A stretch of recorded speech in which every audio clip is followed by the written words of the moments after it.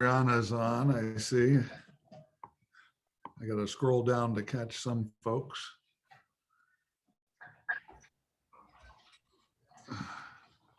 And Jim's on. Okay, so we got 4 out of 5 here. We'll be ready to go on time, I guess. And we'll welcome Bill when he gets in. Lorna, let us know when Bill arrives, okay? Sure. We may be talking then. And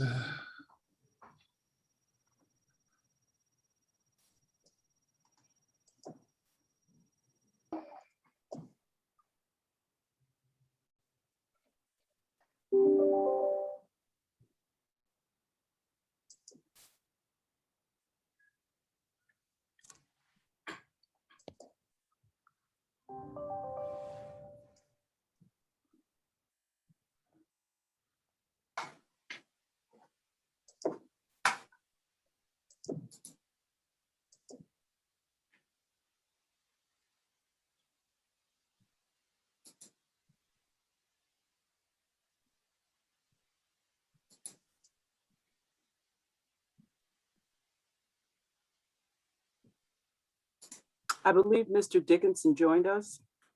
okay, then we can start a little early.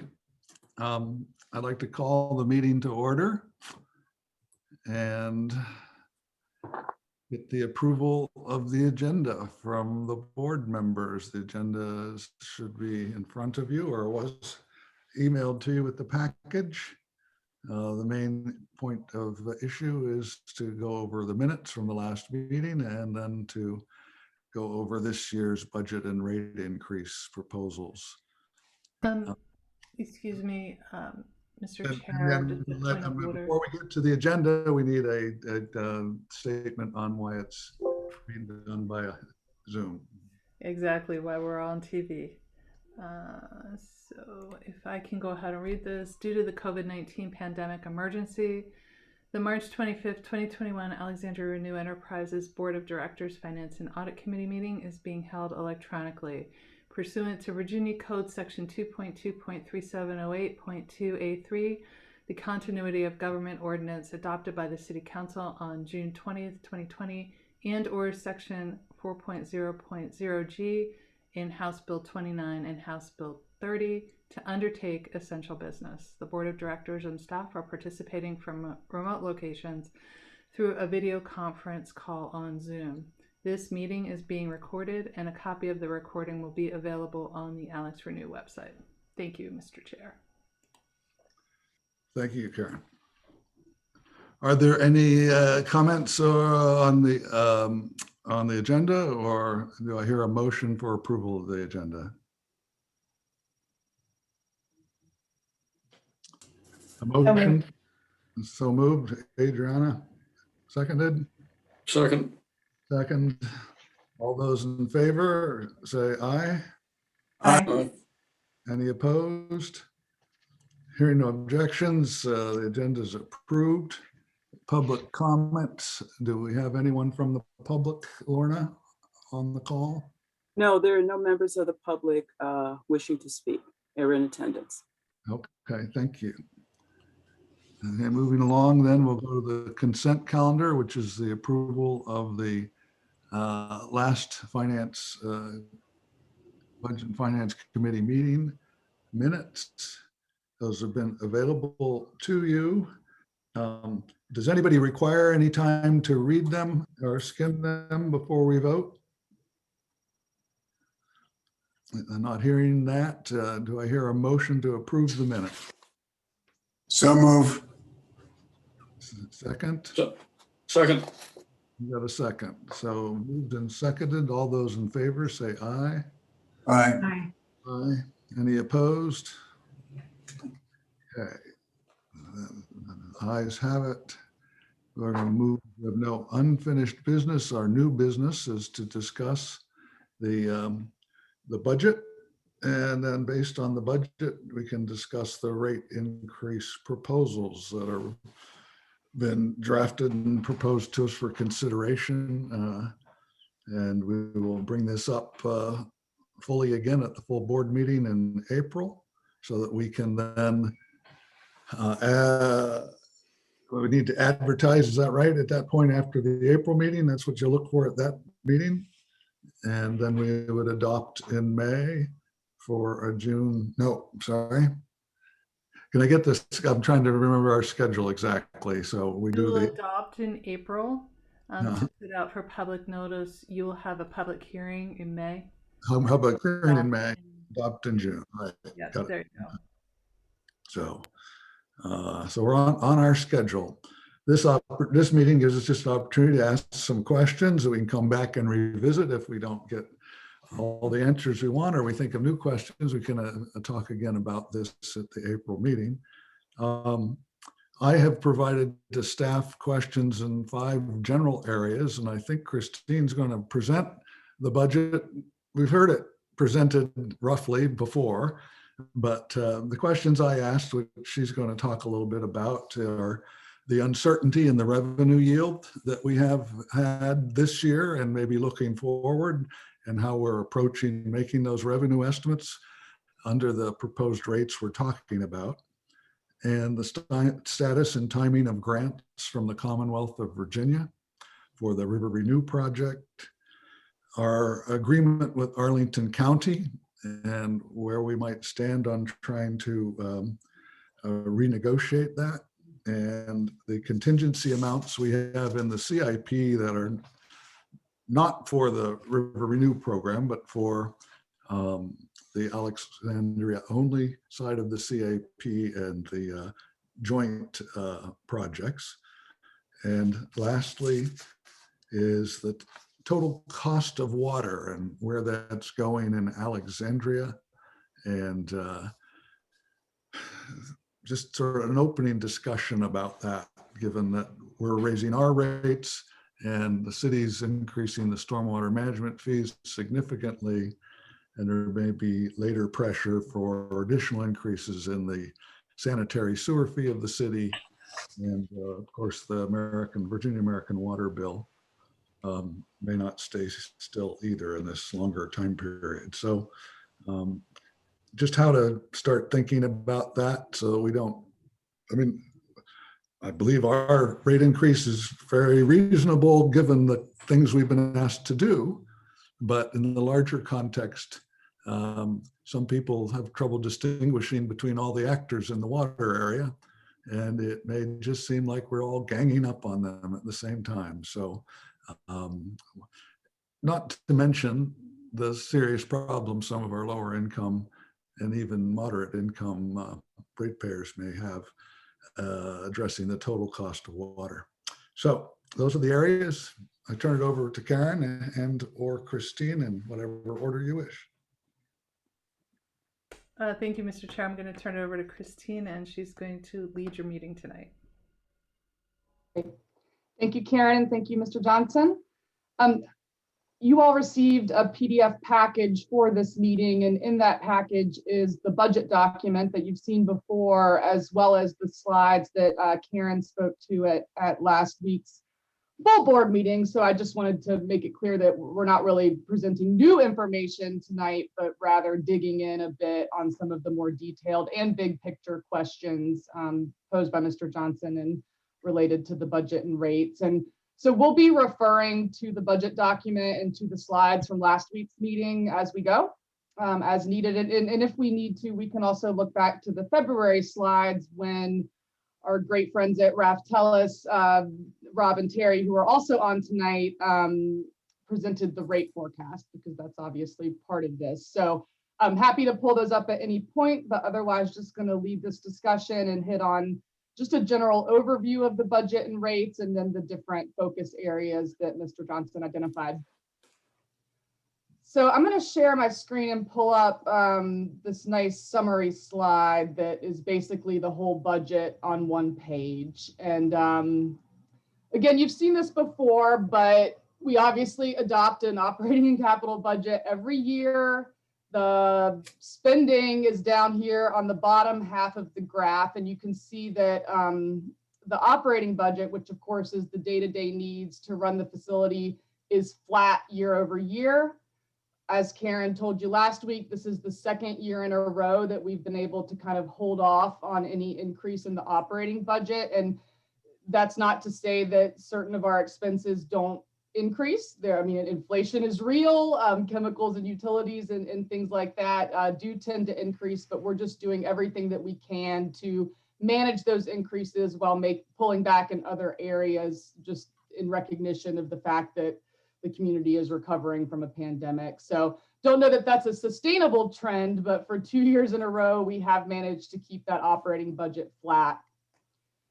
And then, of course, there's the capital budget. That's where you're going to see a lot of change when you compare last year to, or the current year to next year. So within the capital budget, there's sort of two different pots. The first one is what we call the IR&R budget. Stands for Improve, Repair, and Replace. Those are the smaller projects we execute to take care of the assets we already own. And then we have the capital improvement program. You'll hear me say CIP tonight. Those are the big projects that we embark upon to build new assets so that we can be responsive to future needs. River Renew is obviously the largest of our capital needs, but it's not our only capital needs. So there's a number of projects in the portfolio outside of River Renew as well. But I do like this slide because it one of the easiest ways to sort of understand the direction of the budget is to compare it to the year prior. And if you look at this variance line, there's two places where you see very major changes. That's in the capital outlay, which is increasing from 63 million to 179. So almost a 200% increase year over year, very significant.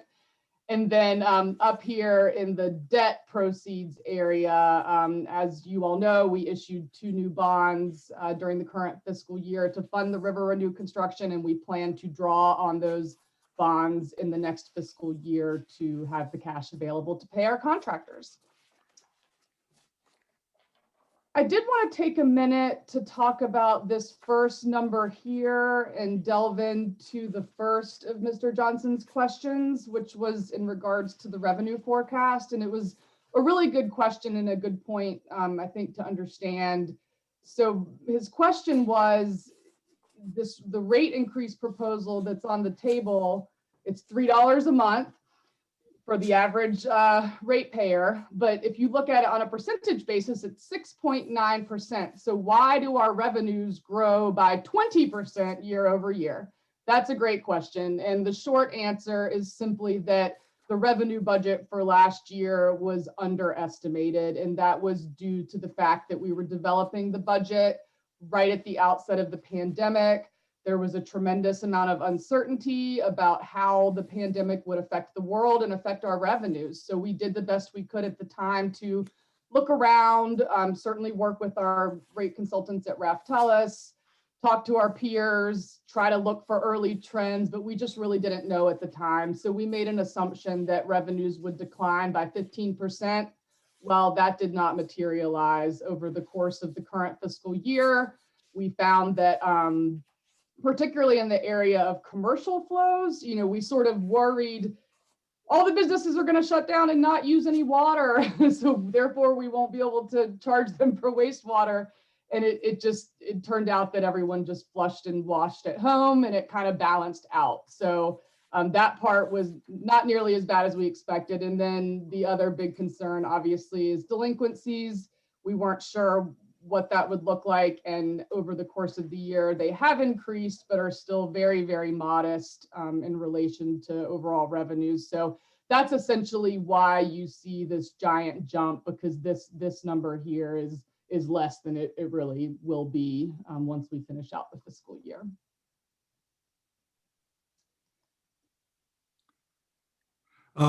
Christine? Mm-hmm. When I was trying to sort of think through this issue myself, I went back to see what our sort of monthly revenues have been in the first 8 months, and looking at that, we had last numbers we got at the last board meeting on the 16th, gave us revenues, wastewater treatment charge revenues through February. And dividing that number by 8, I got an average monthly collection of about 3.84 million a month. And if we look at the next 4 months of the year and sort of say, how much, what do we think that's going to be with the numbers you gave to me earlier, 43.6 is sort of your now new estimate for 2021. It'll have our rate increase being at 3.225 a month for the last 4 months of the year. And then you can go to the next year and say, what is that monthly rate supposed to be? And I'm happy with the projection we've made, in the sense that you got to make some projection. It seems reasonable, but as we keep track of the revenue received, can we have in our monthly reports a number that shows what the per month number is, rather than just cumulative numbers?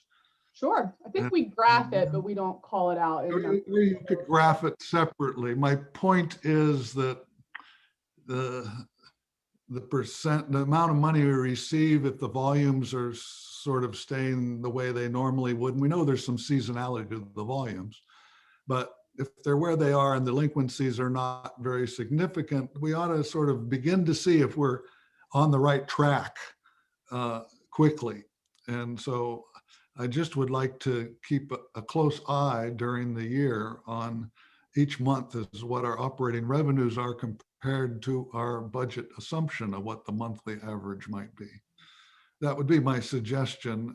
It's another chart to look at, but I think it might help us keep track of it as we go through this period of time.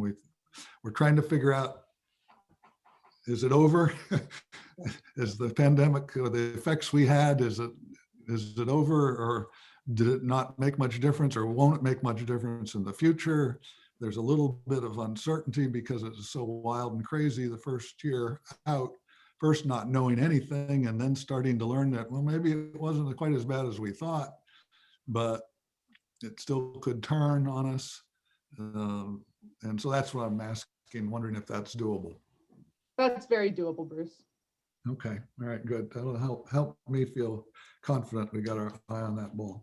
Yep. And your analysis is spot on. If you just purely annualize the numbers, it would be a little higher than our forecast, but of course we don't want to forecast Too much. assuming that the present continues. We always want to have at least a little bit of conservatism in the forecast. Yeah, I suspect that it may be conservative, this number. But, if we gather a surplus, we can use the surplus in future years to reduce things when we decide we want to. So Exactly. we'll just keep an eye on it and see how it's going. But okay, good. Any other questions on this slide or on revenues? Great. I'm going to move down to rates and give an overview of that, and then we'll dig into your questions about the CIP. So this is what I would call the clearest picture in the presentation of what is on the table here and what it means. So of course, we evaluate rates constantly. We're always kind of refreshing the rate model and looking at trends. And historically, we've set rates every other year, and that just is an efficient way to do it, both in terms of staff time, board time, consultant time. So it was about 2 years ago in 2020 when we started implementing rate increases for the AlexRenew program. As you all know, the guidance that was determined for us was to kind of go steady, nice and steady. And so I love this graph because you can really see, if you drew a line right here from 2019, before we started this endeavor, all the way up to 2026, when the project is complete, it's nice and level. And that's essentially what we're solving for as we look at rates. As a utility authority, we have to set rates to recover the cost of providing service, and that includes the repayment of any debt that we issue to fund capital work. And one of the easiest ways to think about rates is in terms of the monthly bill. And so you'll hear us kind of talk about that a lot today. And here we're showing both the portion that we collect as well as the portion that we collect on behalf of the city. And that's currently at $53. And the proposal that's on the table is to go up by $3 this next year and then up by another $3 the year following. And then further out, we'll continue to refine those projections as we go. But a lot of good things have happened. In addition to awarding the large construction contract associated with the tunnel system, the funding plan really came together this year. In addition to the grant commitments from the Commonwealth, we're also able to lock in the interest rates on the loans. And one of the things we'll talk about as we go is just the great amount of flexibility that we have in our financing plan, which I think will continue to serve us well. And just another thing to keep in mind about this big picture here is the 2 years that we're proposing for also happen to be the 2 heaviest years of CIP spending that we have forecast at the time. So I think that just helps put it into perspective. Christine, going back to the chart on the rates, the Yep. first one you showed, yes. So I assume the city's amount for their sanitary sewer bill here is a steady $2.28 a 1,000 gallons, because It they don't is have $9 a any- month tacked on, and we've assumed that that remains stable because that's the best information we have now. May or may not be, but we always keep a close eye on that. And so we can take about $9-10 off of that and we get to the AlexRenew number. And that's the one that's increasing by these differentials. Correct. So Christine, this is Bill. Excuse the flower behind my head. I'm using my wife's computer. I love it. Didn't know what was on there. But the city rate increase for did they increase? They increased it for stormwater, but did they increase it on the maintenance charge? They have the not to sanitary date. sewer, no. No, okay, thank you. Not even for 10 years out, Bill. In the Oh, 10 that's years, amazing. I don't know whether that'll happen, but they don't No, I have don't any either. indication of a future one.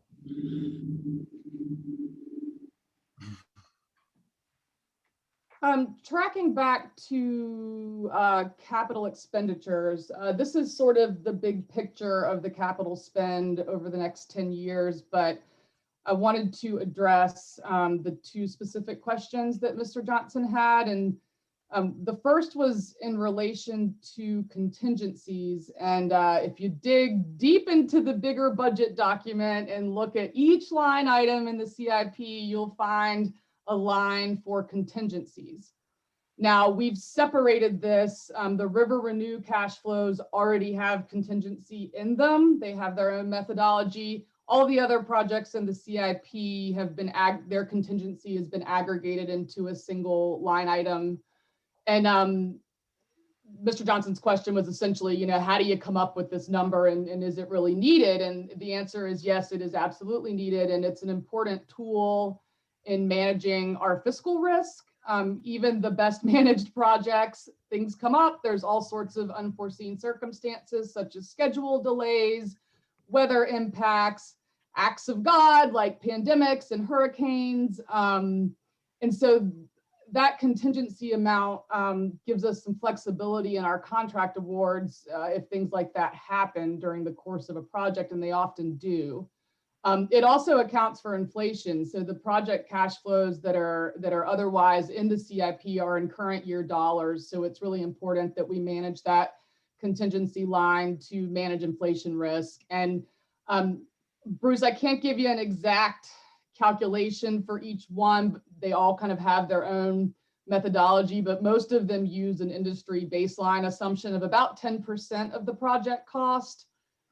They, analyze a certain inflation factor, escalate it to the midpoint of construction to help kind of balance how they estimate these unknowns over the life of a project. And so it's like an engineering methodology that they do, but that's what that is. And yes, I do think it's important to keep it in. It's very tempting when you're hunting for things to cut to get rid of that, but that would not serve us well in the execution of the capital projects.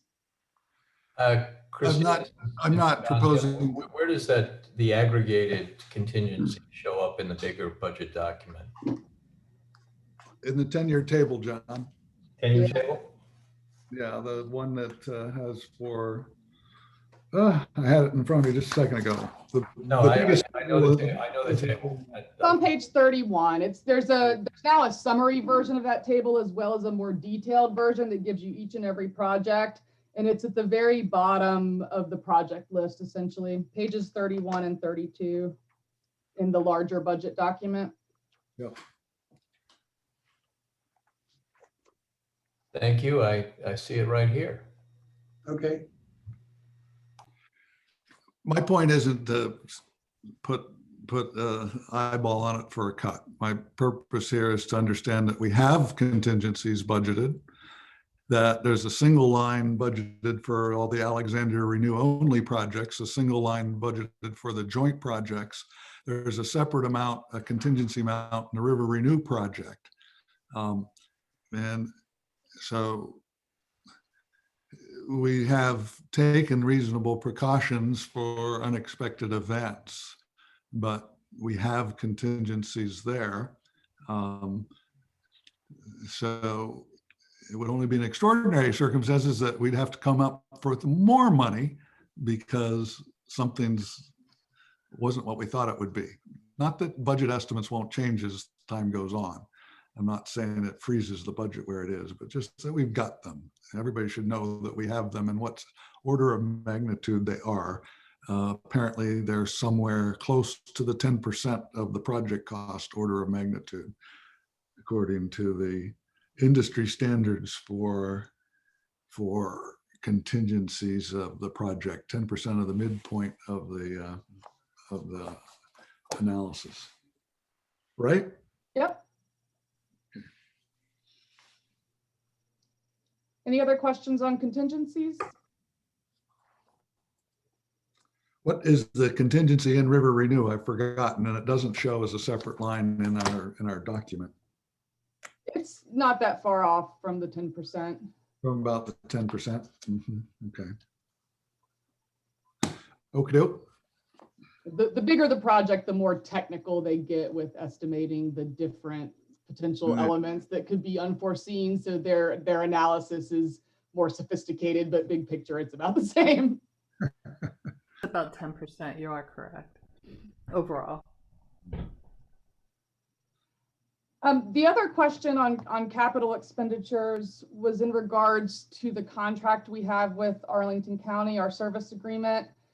Just to refresh everybody's memory, that one works sort of the opposite as the Fairfax agreement. So in the case of Fairfax, we service a portion of their population, they pay us. In the case of Arlington, they service a portion of our population, we pay them. And we pay them based on the 3 million gallon per day capacity that we have at the plant. The observation that Mr. Johnson made was a good one, and it was that the expenses seem to be increasing in the 2024 to 2026 fiscal years. And that is related to a planned solids upgrade project that we are aware of that Arlington's been planning for some time, and it's fair that we contribute to it. So that's not some trend that's going to run off. It's just for the period of time that project is being constructed, and then it'll decline after that period. So, this is a relatively small portion of our capital program, and it's subject to the provisions of the service agreement as it stands. So that's what's going on. That's what's going on in those years there. But we meet with them frequently and stay abreast of their projects. So. And where are we in renegotiating our service agreement? Maybe that's the question for Karen. It is.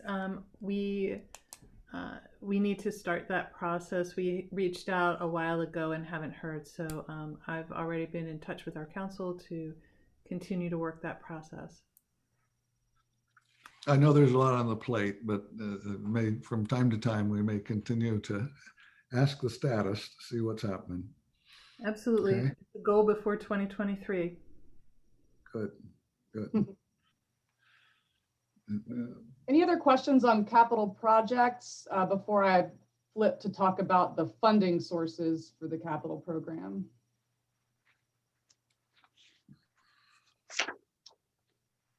Great. Well, this is the big picture. I mean, we do have identified funding sources for all of our planned capital spending, which is a great place to be. As you know, we have a financial policy requirement to fund 15% with cash. We have an agreement with Fairfax County for their contributions to our regular capital projects via the service agreement we've had in place for some time, as well as a separate agreement governing Fairfax's contributions to AlexRenew. And then essentially the balance is to be funded with either debt or grants. And Mr. Johnson noted in his review that there are a number of places where we lump together the debt and grant funding, and that is true, and there's good reason for that. Just backing up for a second on the grants, I want to make sure we all have that in our heads correctly. So it's $90 million that the Commonwealth has committed to AlexRenew, but that was divided up into 3 tranches or chunks to be delivered to us over time. So the first 25 million, if you recall, we received that last fiscal year and spent it. So it's in and out. The next 25 million is in process. So we had to wait for the state budget process to conclude before we could actually work with the Commonwealth to write the grant agreement and do the requisitions and just basically do all the paperwork that's required for the grant. So we have just started that process because the state budget process just concluded. So we don't know for sure exactly when we're going to get that money. It may come before the end of fiscal 21 or it may be fiscal 22, but we're off to the races on that one. So it is coming soon. The last chunk to get us to a total of 90 is a $40 million tranche, and that is in the Commonwealth's budget for the years 2022 through 2024.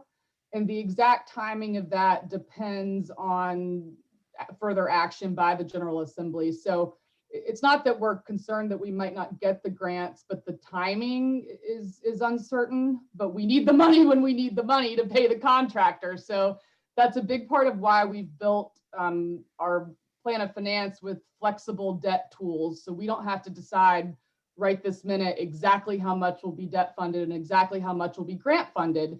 In any time we have an opportunity for grant funding, we are going to use that money first. Of course, it's free. We don't pay interest on that or principal. So it's not a hard analysis, but we essentially are kind of placeholding to issue debt just in case. And then as all of our debt deals have been structured to be up to a certain amount. And then as we get the grants, we'll simply draw less debt. We also have another great flexibility in our financing plan with the WIFIA program in that you can prepay WIFIA debt anytime without penalty. And that's a pretty unique feature for municipal and utility debt. So let's just say that this last chunk doesn't come in until 2025 and we need the money in 2024. Even if we do draw on the WIFIA loan and then get the grant, say a month later, we can take the grant proceeds and pay down the debt. So, it's not, there's just a lot of flexibility here. And so that's kind of why I'm lumping the debt and grants into one big bucket. But I think behind the curtain, we know we will absolutely maximize every grant dollar we get as soon as we get it. We just want to have funding in place in case we need the cash before we actually get it from the grant. A question, do we have a sense of when our contractors are going to bill us and at what amounts? We do. The trailer shade contract was awarded in December, and we typically pay construction contracts monthly. So we Okay. made a payment to them the very first month, and we're preparing to make the second payment. And we do have monthly cash flows. I work with Justin and Caitlin very closely on that because there are certain months, such as when it comes time to pay the mobilization fee for the tunnel boring machine, that are double digit. I mean, $20 million in a month. So that's, I mean, the magnitude of this is why we need all of this flexibility, because we could be on the hook for a very significant payment that dwarfs our cash position, and we need to have it ready to go. Sure. Okay. But there's some predictability as to when you're going to get, when the bill comes in, so to speak. Absolutely, yeah. I mean, I ask Justin that question every other day. He asks the contractors. We're very frequently communicating about that topic just to make sure no one gets caught not ready.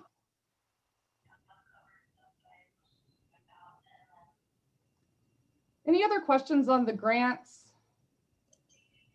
So Christine, go through the how the grant, receiving the money as for the grant affects the uncertainty in the the rates required in the future years, and also the $615 million figure. Sure.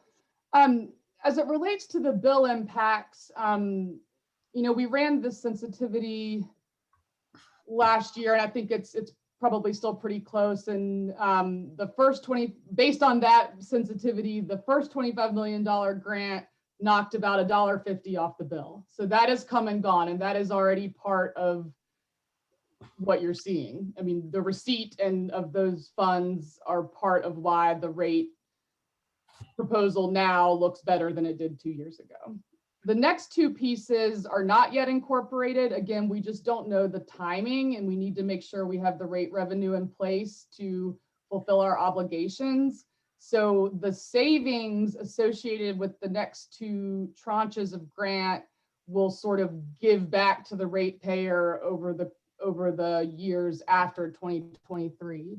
Maybe in 2023, if we have a clearer picture, we could lower the rate increase, but we can't give that back to them yet because we don't have it yet, if that makes any sense. So that's one of the factors. You know, the rate projections, we used to have a very wide range that we were looking at. As things have fallen into place, we have a more narrow range, and as we move through time and continue to actually receive the grants, execute the project, that range will become even more narrow, where we know where we're heading.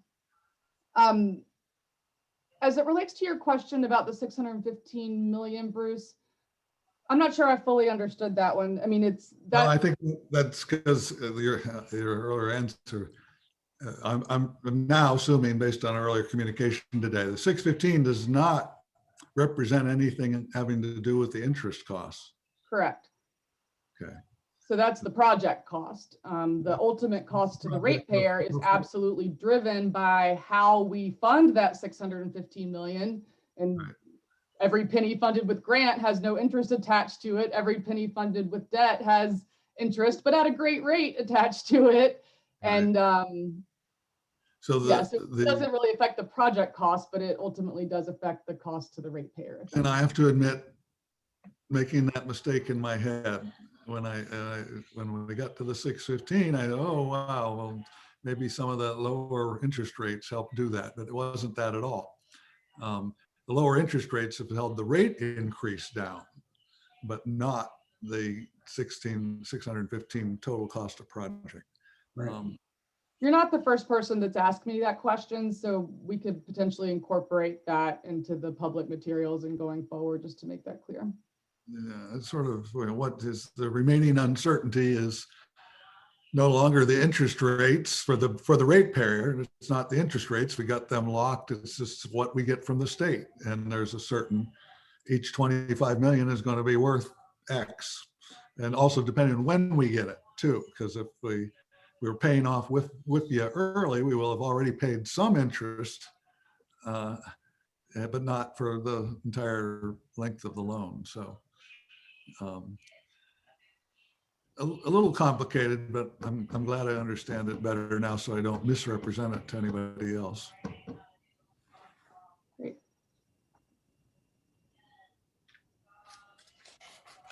Any other questions on either the capital program or the funding sources for the capital program?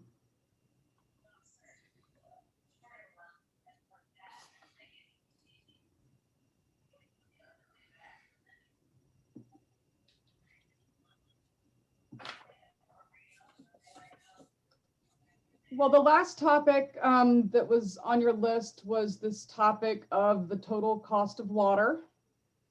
And certainly we are all paying attention to what is happening in the community. We understand that, you know, the city is facing stormwater challenges and is planning to double their fee.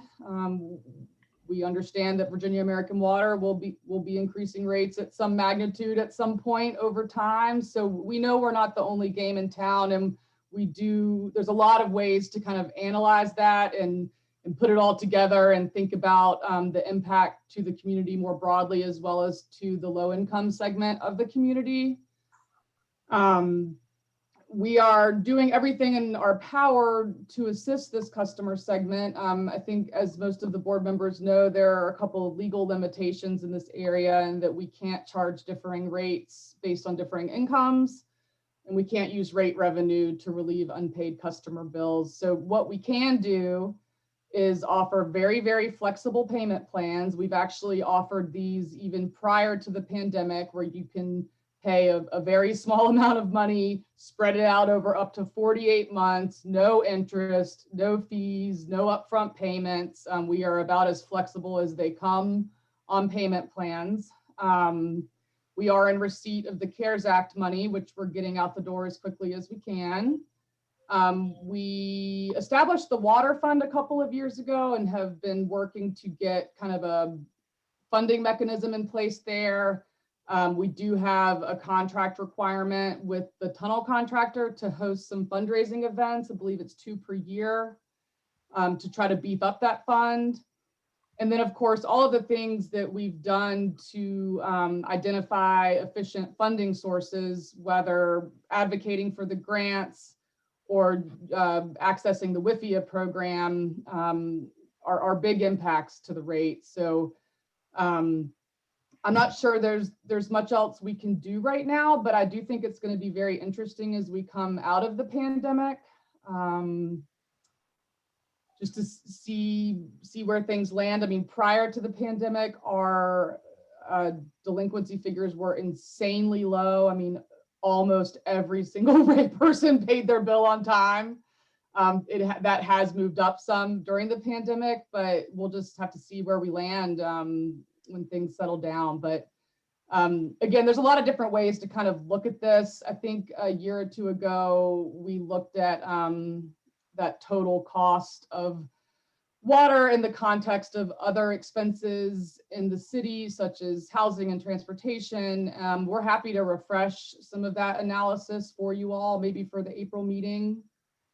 We kind of attempted to do that at the beginning, but it's difficult to forecast what others are going to do. I mean, we know at this point that the city is going to double the fee, but we don't really know what it looks like after that.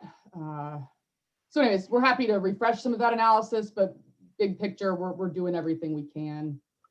And we certainly understand and are paying attention to what else is happening and doing what we can to relieve the burden for low income ratepayers and all ratepayers.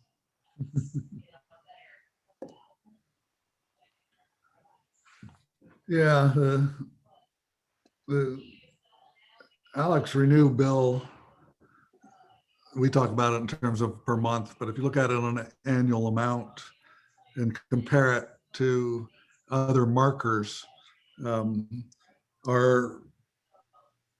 we get, and what year, I'm trying to get my years lined up right here. So we're sort of starting out at around $565 a year and getting up to $796 a year for the average household. The the stormwater management fee is going to go from $280 a year to $540 a year. So it'll be close to our number with Virginia American Water. They calculate their average bill a little bit differently on 4,500 gallons a month, but it's $460 a year.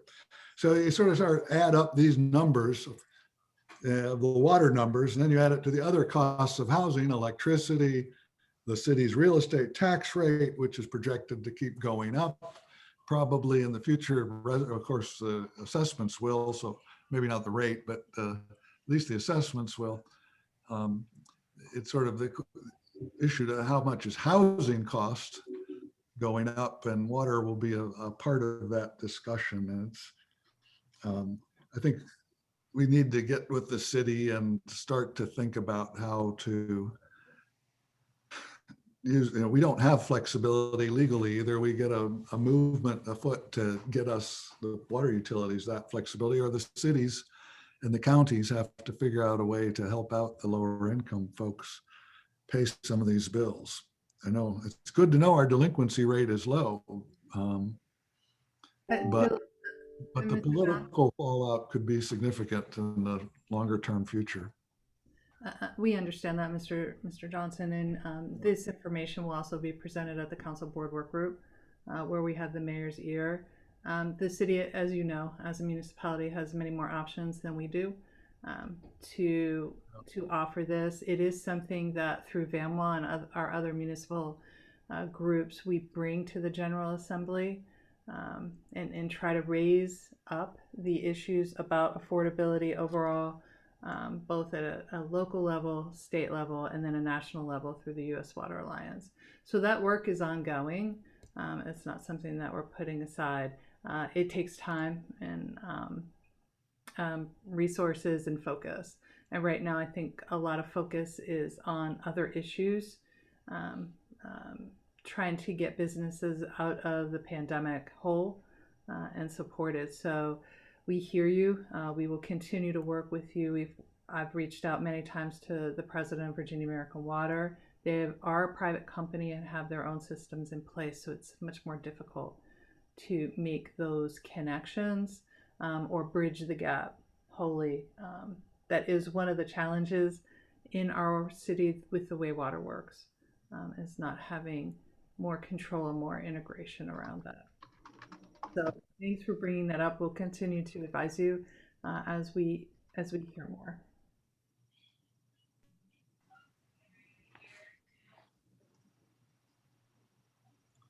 This is a question for the CEO and for Christine.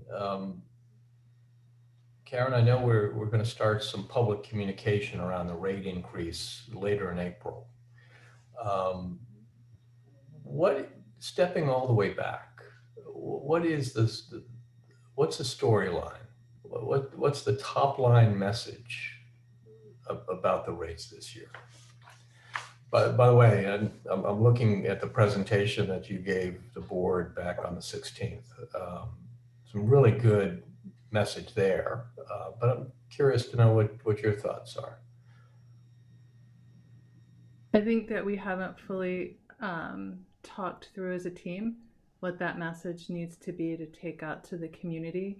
We're going to use the SAG to help us refine that, as well as the next board meeting, so that we can have a succinct, transparent message to the community. We know we have to do this project. We know that we were originally thought it was going to cost a whole impact rates much more. The city worked diligently to get us grant funding. AlexRenew itself found other options to help when it comes to our debt tools to help minimize those rates. And while substantial, they are not nearly as significant as they could be. And at the end of the day, we're going to have much cleaner waterways and incredible public spaces for this dollar investment that people are making. Well, you clearly have been giving this thought, because that is I don't sleep, I just do this, yes. that is a very good storyline, because I think the real substantive message is we now have certainty, and in fact, the impact, although significant, is less than we had planned. And I think that, and certain, or relatively certain. And I think that's a good storyline. Good. No, we have time to really fine tune that message, and a number of meetings ahead. So good. And if I may, if anybody on this call has thoughts after the meeting, please email me with those. I'm happy to hear them, and all thoughts are welcome as we continue to refine the message to get to where we need to be. So. And Karen, this will show up in bill stuffers and perhaps on the web and other places. Yes, if you remember in that presentation, I don't know if this is the one that we had. There we go. Yep. We have a variety of tools that we're going to use to make the outreach. The first is going to be the Stakeholder Advisory Group meeting, which will be held on April 15th. So we're going to start that process there. Then on the 19th, we have the Council Board Work Group meeting, and of course your meeting on the 20th. And right after that, it'll get posted. Good. No, I think the materials that we've seen so far are very, very polished, and I think the message is clear and succinct. Good. Yeah. I have no further questions. This was a very productive meeting.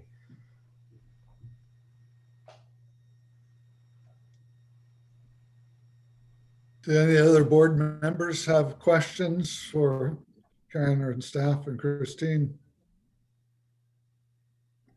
No, very well done. I don't have anything. Christine, this has been very useful, very helpful.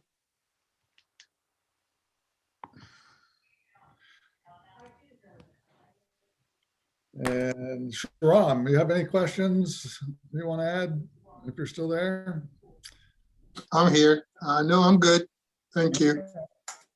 And Rob and Terry, appreciate your work on this in the background. Thanks.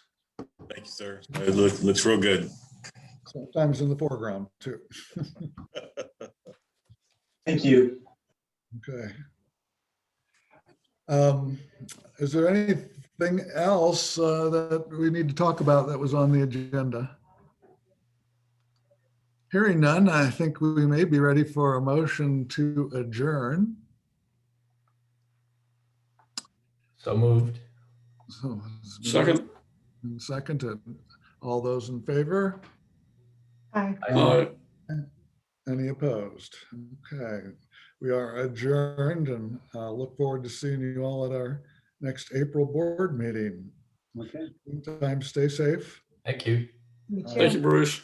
Good night. Eligible, I hope you get your vaccinations. Okay. All right. Mr. Dickinson, Take care. background. Bye. Good night.